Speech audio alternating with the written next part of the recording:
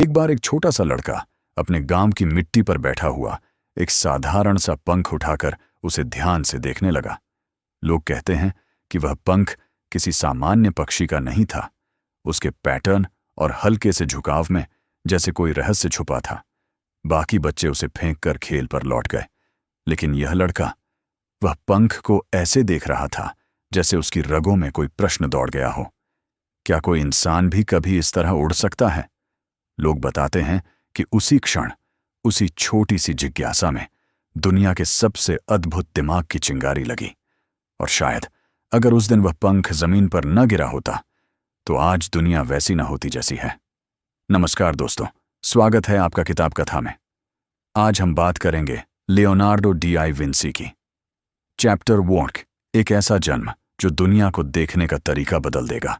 सोचिए, इटली का एक शांत सा गांव विंची, पहाड़ों के बीच बसा हुआ, हवा में जैतून के पेड़ों की खुशबू और पत्थरीली गलियों में फैली एक अजीब सी ताजगी। इसी गांव में एक बच्चा जन्म लेता है। न कोई बड़ा परिवार, न कोई विरासत, बस एक अनिश्चित सी शुरुआत। उसका नाम रखा जाता है लियोनार्डो। वह शुरू से ही अलग था। दुनिया को देखने का उसका तरीका किसी और इंसान जैसा नहीं था। लोग कहते हैं वह चीजों को देखता नहीं था, उन्हें समझता था। अगर वह पानी को बहते हुए देखता तो केवल बहाव नहीं देखता, वह यह सोचता कि पानी कितनी गति से घूमता है, पत्थरों से टकराकर कैसे बदलता है और उसके ऊपर पड़ने वाली रोशनी रंग क्यों बदलती है। बचपन में उसके पास न तो औपचारिक शिक्षा थी, न ही किताबें। शायद यह किसी और बच्चे के लिए कमजोरी होती, लेकिन लियोनार्डो के लिए यह एक वरदान बन गया। स्कूल की सीमाएं न होने का मतलब था सोच की कोई दीवार नहीं। वह खेतों में जाकर चींटियों को घंटों देखता, सांप की हड्डियों का ढांचा समझने की कोशिश करता, पेड़ों की शाखाओं के पैटर्न को नोट करता। और मजे की बात यह कि वह यह सब किसी को दिखाने के लिए नहीं करता था। वह खुद को समझना चाहता था, दुनिया को समझना चाहता था। क्या आपने कभी सोचा है कि हमारी जिंदगी में कितनी चीजें हम देख तो लेते हैं, लेकिन रुककर उन्हें समझते नहीं? शायद हम सब अपने अंदर एक छोटा सा लियोनार्डो लिए घूमते हैं, बस उसे जगाने का मौका नहीं देते।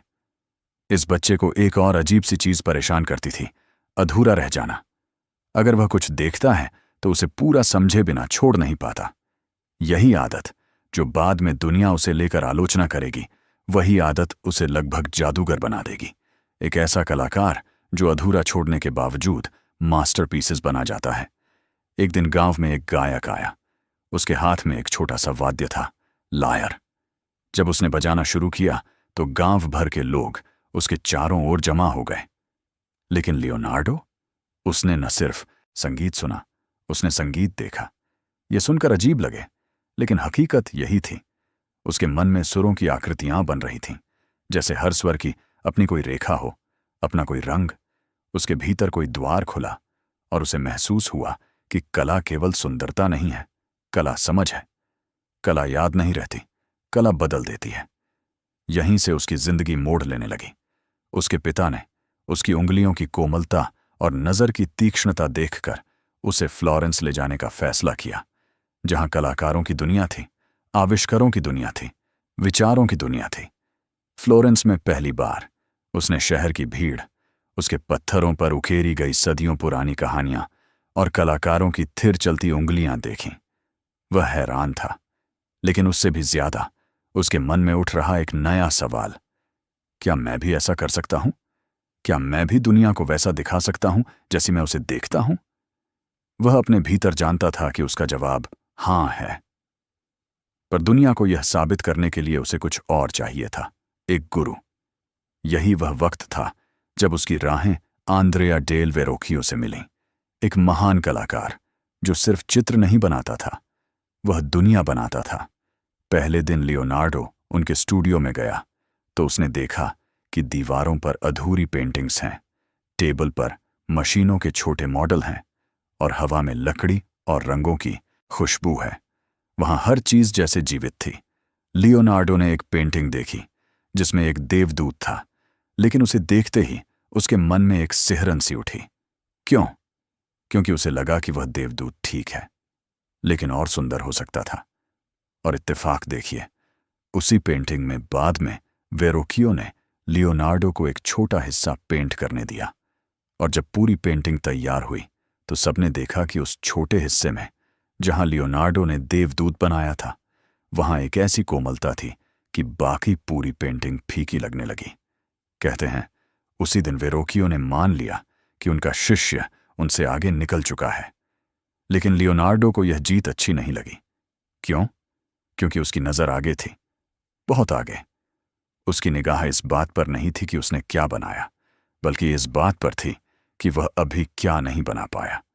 जैसे जैसे वह आगे बढ़ रहा था, उसके अंदर एक अजीब सी बेचैनी जगती जा रही थी, एक हंगर जो कला से भी आगे की चीजों को छूना चाहती थी। उसे सिर्फ पेंटिंग नहीं समझनी थी, उसे उड़ान समझनी थी। उसे केवल चेहरे नहीं बनाने थे, उसे मनुष्य के मन और शरीर के रहस्य खोलने थे। उसे पानी के बहाव का रास्ता भी चाहिए था, और मशीनों के भविष्य की झलक भी। जैसे कोई अंदर से खींच रहा हो, तुम अभी बहुत कुछ नहीं जानते हो और तुम्हें जानना ही होगा। चैप्टर 1 के अंत में यही बेचैनी उसे एक ऐसे रास्ते पर ले जाने वाली थी जहां कला और विज्ञान की सीमाएं मिटने लगेंगी। लेकिन उसे नहीं पता था कि आगे जो आने वाला है वह उसकी जिंदगी को भी बदल देगा और दुनिया के इतिहास को भी। क्या वह इस खिंचाव का पीछा करेगा, या दुनिया की उम्मीदें उसकी राह रोक देंगी? जब कला और विज्ञान एक दूसरे में घुलने लगे, फ्लोरेंस की गलियों में चलते हुए लियोनार्डो अक्सर रुक जाता था। कभी किसी मूर्ति के सामने, कभी किसी बाजार में, कभी किसी सूखे पत्ते के किनारों पर जमे हुए पैटर्न को देखते हुए। लोगों को लगता था कि वह खो जाता है, लेकिन सच्चाई यह थी कि वह दुनिया से कहीं गहरा कर जुड़ रहा होता था। जैसे उसे हर चीज पुकार रही हो, मुझे समझो, मुझे पूरा समझो। उसने वेरोकियो के साथ काम करना शुरू कर दिया था, और धीरे धीरे स्टूडियो का हर कलाकार उससे प्रभावित होने लगा। उसकी सबसे अनोखी बात क्या थी? उसकी आंखें। वह चीजों को सतह से थोड़ा नीचे, थोड़ा भीतर, थोड़ा गहराई से देखता था। जैसे किसी इंसान के चेहरे पर सिर्फ भाव नहीं देखता, उस भाव का जन्म कहां से हुआ यह भी महसूस करता। कभी कभी मैं सोचता हूं, क्या हम भी ऐसा देख पाते हैं? कभी किसी चेहरे पर वो हल्की सी थकान देखी है जो व्यक्ति खुद भी छुपा देता है, या वो चमक जो एक सपने के अंदर ही अंदर जलती रहती है। शायद लियोनार्डो की यही खूबी उसे इंसानों के बीच भी थोड़ा अलग थलग कर देती थी। वेरोकियो का स्टूडियो कला का मंदिर था, लेकिन लियोनार्डो के अंदर धीरे धीरे एक और आग जल रही थी, एक ऐसी आग जिसे कला अकेली शांत नहीं कर सकती थी। उसे शरीर के भीतर की व्यवस्था समझनी थी। उसे जानना था कि दिल किस तरह धड़कता है, नसों में बहता रक्त किन रास्तों से जाता है, और आंखें रोशनी को किस तरह पकड़ हैं। यह सब जानने की उसकी चाह सिर्फ ज्ञान की भूख नहीं थी, यह उसके लिए कला का विस्तार था। क्योंकि उसे लगता था, अगर मैं किसी चीज को पूरी तरह समझ न लूं, तो क्या मैं उसे सही से बना भी सकता हूं? स्टूडियो से लौटने के बाद वह देर रात तक बैठकर अपने नोटबुक में स्केच बनाता रहता। रात की निस्तब्धता में उसकी कलम कागज पर चलती, और दुनिया धीरे धीरे खुलने लगती। पत्तों की नसें, पक्षियों के पंखों की रेखाएं, पानी के भंवर की गति, बूंद के गिरने के बाद बनने वाला छोटा सा मुकुट, सब कुछ जैसे उसके सामने रहस्य खोलता जाता। फ्लोरेंस में चर्चों और गिरजाघरों का एक और अलग संसार था। वहां की कला, वहां का धर्म, वहां का इतिहास, सब उसे आकर्षित करता था। लेकिन उससे भी अधिक वह इंसानों के मन को देख रहा था, उनकी आस्था, उनका डर, उनकी उम्मीदें। उसे समझ आने लगा था कि कला सिर्फ हाथों का काम नहीं, दिल का काम है, और दिल को समझने के लिए इंसान को समझना जरूरी है। इसी दौरान शहर में एक पेंटिंग की बहुत चर्चा थी, एक युद्ध का दृश्य। कलाकार ने इतनी क्रूरता, इतना रक्तपात दिखाया था कि लोग उसे देखकर विचलित हो जाते थे। लियोनार्डो उस पेंटिंग को लंबे समय तक देखता रहा, और फिर अपने मन में एक सवाल उठा, क्या हिंसा को समझे बिना मैं शांति की सुंदरता को बना सकता हूं? क्या दर्द को पहचाने बिना मैं करुणा की गहराई को महसूस कर सकता हूं? शायद जिंदगी भी कुछ यही सिखाती है। हर खूबसूरत चीज की जड़ में कोई संघर्ष, कोई पीड़ा, कोई तूफान होता है, बस हम उसे देखते नहीं। इसी दौरान लियोनार्डो को एक ऐसा मौका मिला जिसने उसकी जिंदगी की दिशा बदल दी। फ्लोरेंस की सरकार ने कुछ युवा कलाकारों को एक बड़ी दीवार पर युद्ध का दृश्य बनाने का आदेश दिया। यह सम्मान कम नहीं था, लेकिन इस सम्मान के साथ एक दबाव भी था, यह साबित करने का कि वह सिर्फ वेरोकियो का शिष्य नहीं, अपने आप में एक शक्ति है। लियोनार्डो ने स्केच बनाना शुरू किया। वह घोड़ों की मांसपेशियां देखता, सैनिकों के चेहरों के भाव पकड़ता, हवा में उठती धूल को महसूस करता। लेकिन फिर उसके भीतर वही पुरानी बेचैनी जाग उठी। वह हर चीज को इतना गहराई से समझने लगा कि वह निर्णय ही नहीं ले पाता कि कहाँ रुकना है। उसे महसूस हुआ, मैं अभी तैयार नहीं हूं। मैं अभी उस स्तर तक नहीं पहुंचा जहां से मैं दुनिया को उसकी असलियत दिखा सकूं। लोग कहते हैं कि यह उसकी सबसे बड़ी कमजोरी थी, अधूरा छोड़ देना। लेकिन क्या यह वास्तव में कमजोरी थी या अपने भीतर की ईमानदारी? क्योंकि जो असंतोष उसके दिल में था, वही आगे जाकर उसे मोनालिसा तक ले जाएगा, वही उसे उड़ने की मशीनों तक पहुंचाएगा, वही उसे दुनिया का सबसे असाधारण दिमाग बनाएगा। एक शाम जब सूरज फ्लोरेंस की इमारतों के पीछे ढल रहा था और शहर एक सुनहरी धुंध में लिपट रहा था, लियोनार्डो खिड़की के पास खड़ा था। उसने आकाश में उड़ डहते पक्षियों को देखा, उनके पंखों का उतार चढ़ाव, हवा का सहारा, गति की लय, और उसके भीतर फिर एक सवाल उठने लगा, क्या मैं उड़ान को समझ सकता हूं? क्या इंसान भी कभी हवा में अपनी जगह बना सकता है? शायद यहीं से उसके अंदर विज्ञान की लौ प्रज्वलित हुई, न कि किसी किताब से, न किसी शिक्षक से, बल्कि प्रकृति को देखने की अपनी अद्वितीय क्षमता से। लेकिन जैसे ही वह अपने सपनों में आगे बढ़ने लगा, उसकी जिंदगी में एक मोड़ आने वाला था। एक ऐसा मोड़ जो उसके लिए शायद किस्मत, शायद नियति और शायद परीक्षा थी। फ्लोरेंस में राजनीतिक हालात बदलने लगे थे और कलाकारों की दुनिया उस परिवर्तन की लहरों से बच नहीं सकती थी। वह सोच रहा था कि आगे क्या होगा, लेकिन उसे अंदाजा नहीं था कि अगले कदम में वह एक ऐसी जगह पहुंचेगा जहां उसकी कला, उसका विज्ञान और उसकी आत्मा, तीनों की दिशा बदल जाएगी। और यहीं से शुरू होगा उसका सबसे बड़ा सफर। क्या वह नई दुनिया को गले लगाएगा या यह मोड़ उसकी प्रतिभा को और उलझा देगा?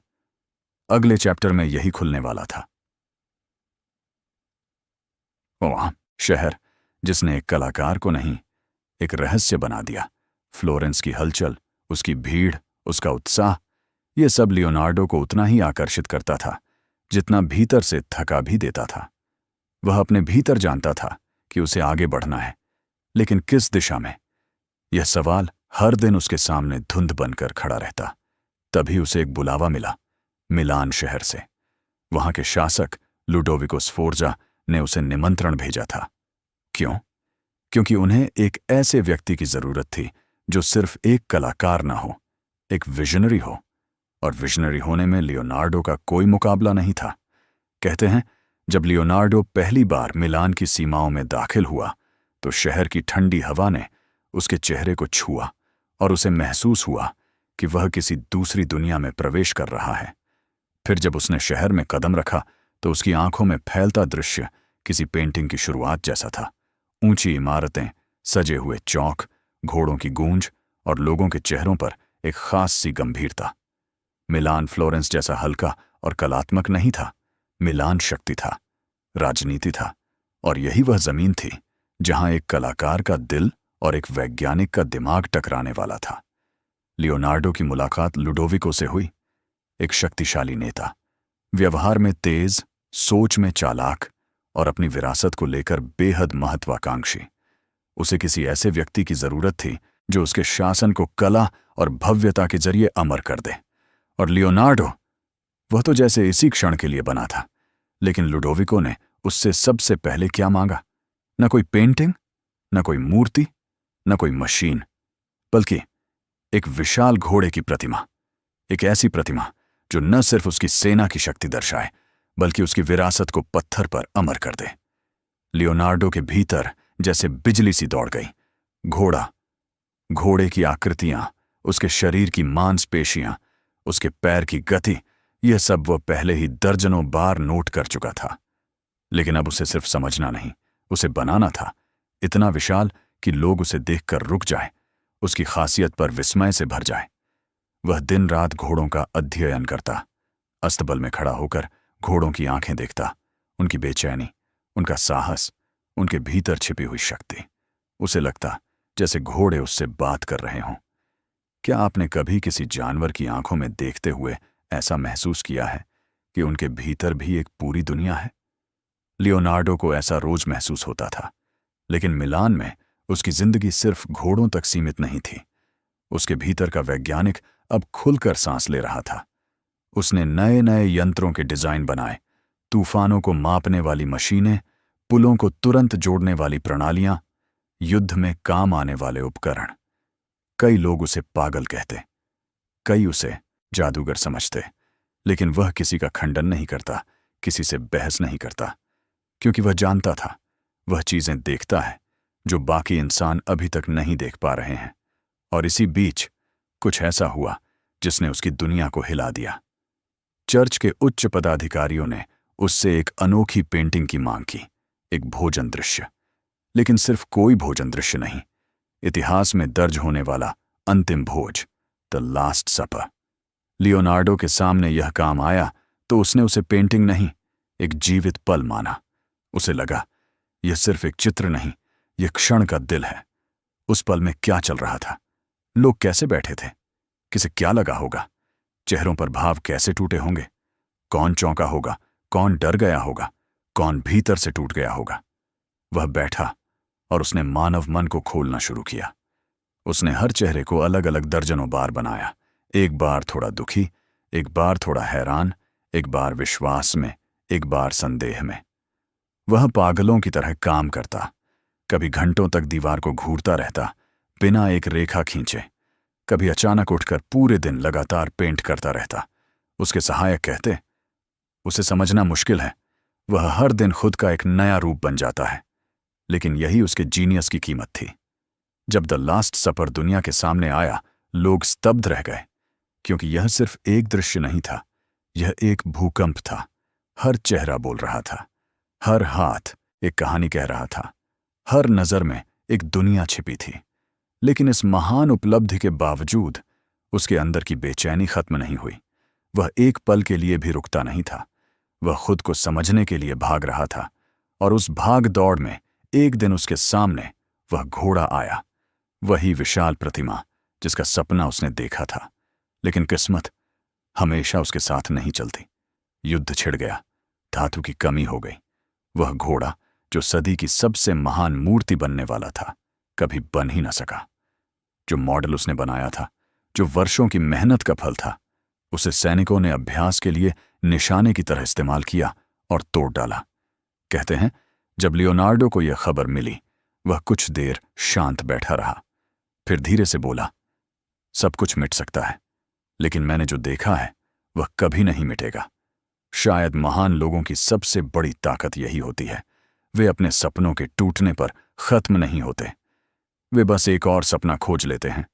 और लियोनार्डो भी अब एक नई राह की तरफ मुड़ने वाला था, एक ऐसी राह जहां वह सिर्फ कलाकार नहीं रहेगा, बल्कि एक रहस्य बन जाएगा, इतना गहरा कि दुनिया सदियों बाद भी उसे पूरी तरह समझ न पाए। अगला चैप्टर यहीं से शुरू होगा, जब इंसान का शरीर एक ब्रह्मांड बन गया। मिलान का युद्ध समाप्त नहीं हुआ था, लेकिन लियोनार्डो के भीतर एक और बड़ा युद्ध चल रहा था, एक बेचैनी जो उसे पेंटिंग से उठाकर विज्ञान की गहराइयों की ओर खींच रही थी। उसकी जिंदगी में पहली बार उसने महसूस किया कि उसे किसी कैनवास की नहीं, किसी सच की तलाश है। वह सच जो त्वचा के नीचे छिपा था, मांसपेशियों के मोड़ में, दिल की धड़कन की लय में, हड्डियों के ढांचे की बनावट में। कहते हैं जब उसने पहली बार एक शव को खोलकर देखा तो उसके सहायक डर के मारे पीछे हट गए। लेकिन लियोनार्डो, वह शांत था। उसने आंखें नहीं चुराईं, उसने घिन नहीं दिखाई, उसने भय को अपने ऊपर हावी नहीं होने दिया, क्योंकि उसके लिए यह शव इंसान का अंत नहीं था, बल्कि इंसान को समझने की शुरुआत था। उसने महीनों तक शरीर के भीतर के हर हिस्से को स्केच किया, इतनी बारीकी से कि आज के डॉक्टर भी उन चित्रों को देखकर चौंक जाते हैं। उसने हृदय की संरचना को समझने की कोशिश की।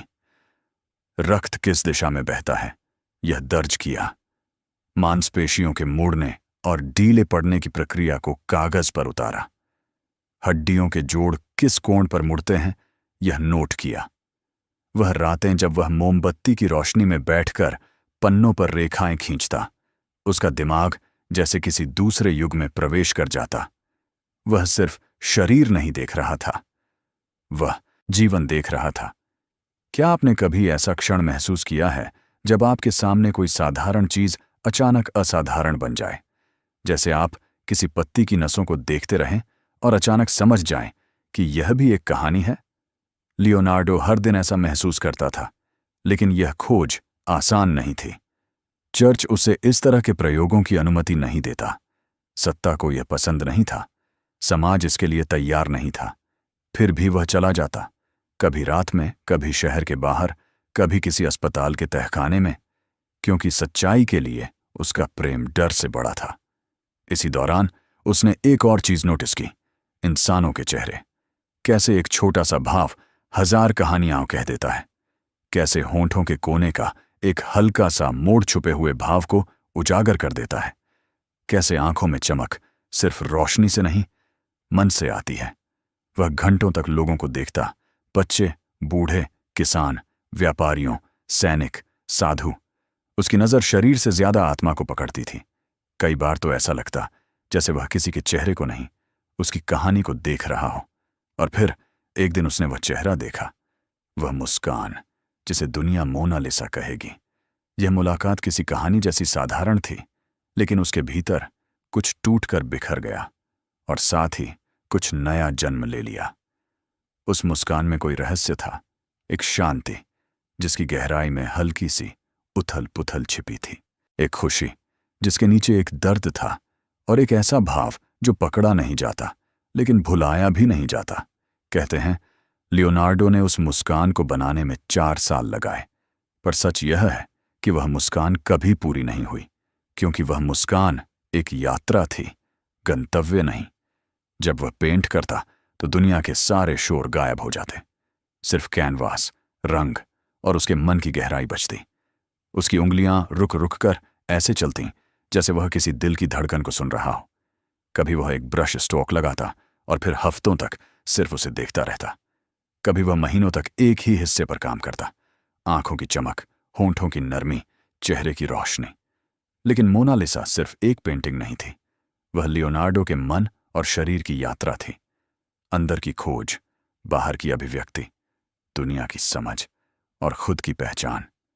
फिर भी जितना वह इस पेंटिंग के करीब आता, उतना ही वह पेंटिंग उससे दूर जाती, जैसे वह कह रही हो, तुम मुझे पकड़ नहीं सकते, तुम मुझे पूरा समझ नहीं सकते, क्योंकि मैं तुम्हारे भीतर की ही एक छवि हूं।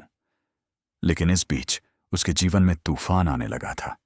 मिलान में सत्ता बदल गई, दुश्मनों ने कब्जा कर लिया, लुडोविको स्फोर्जा भाग गया और लियोनार्डो, वह फिर से बेघर हो गया। कभी कभी सोचता हूं, क्या महानता हमेशा स्थायी होती है? क्या प्रतिभा कभी सुरक्षित होती है? शायद नहीं, क्योंकि तूफान हमेशा उसी दिशा में आता है जहां कोई मशाल जल रही होती है। लियोनार्डो मोनालिसा को लेकर शहर छोड़ रहा था। उसके साथ सिर्फ कुछ कपड़े, कुछ नोटबुक और कुछ सपने थे, जिन्हें वह किसी भी कीमत पर छोड़ना नहीं चाहता था। शहर की सड़कों से गुजरते हुए उसने पीछे मुड़कर एक नजर डाली, और ऐसा लगा जैसे वह अपने एक जीवन को पीछे छोड़ रहा हो। लेकिन उसे पता नहीं था, अगला सफर उसकी सोच को भी बदल देगा और इतिहास को भी।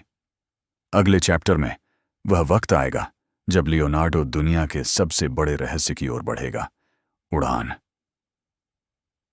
उड़ान, वह सपना जिसे छूने की कोशिश में एक जीवन बीत गया। शहर बदले, सत्ताएं बदलीं, राजा बदले, लेकिन लियोनार्डो के अंदर जो जल रहा था वह कभी नहीं बदला। वह सपना जो एक छोटे से पंख को देखकर शुरू हुआ था, वह सवाल जो बचपन से उसकी नसों में दौड़ रहा था, क्या इंसान उड़ सकता है? और अब जब वह उम्र के उस मोड़ पर था जहां लोग धीमे पड़ने लगते हैं, लियोनार्डो और तेज हो गया। जैसे समय के पास कम बचा हो और उसे अभी बहुत कुछ सीखना, समझना और बनाना हो। उसने पहाड़ों, शहरों और युद्धों के बीच भटकते हुए एक नया ठिकाना पाया, फ्रांस का दरबार। राजा फ्रांसिस प्रथम ने उसका स्वागत उस सम्मान से किया जो एक कलाकार को शायद ही कभी मिलता है। लियोनार्डो के लिए यह जगह आश्रय भी थी और प्रयोगशाला भी। यहीं उसने एक कमरे में खुद को बंद कर लिया और उड़ान के सपने में उतर गया। दीवारें स्केचों से भर गईं, पंख जैसे संरचनाएं, पैराशूट जैसे ढांचे, हवा को पकड़ने के तरीके, पक्षियों की हड्डियों के अध्ययन। कहते हैं वह घंटों तक आसमान को देखता रहता, कभी सुबह की हवा को महसूस करता, कभी पक्षियों का पीछा करता, कभी अपनी हथेली पर हवा का दबाव परखता। वह हवा को समझना चाहता था, क्योंकि उड़ान हवा की भाषा है। उसकी नोटबुक में ऐसे डिजाइन थे जिन्हें देखकर सदियों बाद इंजीनियर हैरान रह गए। एक उड़ने वाली मशीन जिसमें पायलट हाथ पैरों की मदद से पंख हिलाएगा, एक हेलीकॉप्टर जैसा यंत्र जिसका घुमावदार ब्लेड हवा में उठान पैदा करेगा, एक ग्लाइडर जो इंसान को पहाड़ी शीर्ष से उड़ान दे सके। उसकी आंखों में वह चमक आज भी महसूस की जा सकती है, जैसे वह सिर्फ मशीन नहीं बना रहा था, वह इंसान के सपने को पंख देने की कोशिश कर रहा था। क्या आपने कभी ऐसा सपना देखा है जिसे पूरा करने की कोशिश में सालों बीत जाए और फिर भी लगे कि आप बस शुरुआत तक ही पहुंचे हैं? लियोनार्डो हर दिन यही महसूस करता था। उसे पता था कि उड़ान आसान नहीं, उसे पता था कि हवा को हराना संभव नहीं, लेकिन वह हवा को समझना चाहता था, उससे लड़ना नहीं। और शायद यही विज्ञान का असली रूप है। उसकी नोटबुकों में एक जादू था। रेखाएं दुनिया की गुत्थियां खोलने की कोशिश कर रही थीं। शब्द विचारों को पकड़ने की कोशिश कर रहे थे। स्केच उन चीजों के आकार तलाश रहे थे जो आज से सैकड़ों साल बाद सच होंगी। लेकिन उसके सामने एक दुख था। वह कभी खुद उड़ नहीं पाया, वह मशीनें कभी बनी ही नहीं, वह पंख कभी हवा में नहीं उड़ सके। फिर भी वह हार नहीं मानता। वह उन पन्नों को ऐसे भरता जाता जैसे यह उसका कर्तव्य हो, जैसे वह दुनिया को बता रहा हो, देखो, मैं तुम्हें भविष्य दिखा रहा हूं। एक दिन तुम वहां तक पहुंचोगे जहां मैं सिर्फ सोच पाया हूं। फ्रांस में रहने के अंतिम वर्षों में उसकी चाल थोड़ी धीमी हो गई थी। हाथ पहले जितने स्थिर नहीं थे, लेकिन दिमाग उतना ही तेज, उतना ही जिज्ञासु, उतना ही भूखा। राजा अक्सर उससे मिलने आता, उसके साथ बातें करता, उसके विचार सुनता, और कई बार दोनों नदी के किनारे बैठे रहते। लियोनार्डो पानी की लहरों को देखता और राजा उसे देखता, क्योंकि ऐसी चमक उसने किसी और की आंखों में नहीं देखी थी। एक ऐसी चमक जो उम्र, समय, असफलता कुछ भी बुझा नहीं पाया। कहते हैं अपने अंतिम दिनों में लियोनार्डो ने एक बात कही थी, मैंने भगवान और मानवता का अपमान किया है, क्योंकि मैं वह सुंदरता पूरी तरह नहीं बना पाया जिसे बनाने की क्षमता मुझ में थी। शायद यह वाक्य सुनकर किसी को दुख हो, लेकिन अगर हम गहराई से सोचें तो यह महानता की सबसे सच्ची पहचान है। जो जितना ऊंचा देखता है उससे उतना ही लगता है कि वह कम पहुंच पाया, पर इतिहास उसने उसे कम नहीं आंका। वह तो उसे समझ ही नहीं पाया, क्योंकि लियोनार्डो कलाकार था, वह वैज्ञानिक था, वह आविष्कारक था, वह दार्शनिक था, वह एक रहस्य था, वह एक पहेली था, और शायद वह इंसान से ज्यादा एक विचार था। उसकी मृत्यु शांत थी, लेकिन उसके विचार कभी नहीं मरे। उसकी पेंटिंग्स आज भी बोलती हैं, उसकी नोटबुक्स आज भी वैज्ञानिकों को चौंकाती हैं, उसकी मशीनें आज भी इंजीनियरों को मार्ग दिखाती हैं, और उसका सपना उड़ान आज लाखों लोगों की रोजमर्रा बन चुका है। शायद यही उसकी सबसे बड़ी उपलब्धि है। वह उन सपनों को छू गया जिन्हें वह पूरा नहीं कर पाया, और दुनिया को रास्ता दे गया जिसे वह खुद पार नहीं कर पाया। कई सदियों बाद भी जब हम मोनालिसा की आंखों में देखते हैं, या द लास्ट सपर के चेहरों को पढ़ते हैं, या आकाश में उड़ते विमानों को देखते हैं, तो कहीं ना कहीं हम उसके स्पर्श को महसूस करते हैं, क्योंकि लियोनार्डो दा विंची सिर्फ एक इंसान नहीं था। वह सवाल था जो दुनिया आज भी पूछ रही है, मैं और क्या बन सकता हूं? और अगर आपको ये कहानी पसंद आई हो तो चैनल किताब कथा को जरूर सब्सक्राइब करें, ताकि अगली किताब की कहानी सबसे पहले आप तक पहुंचे।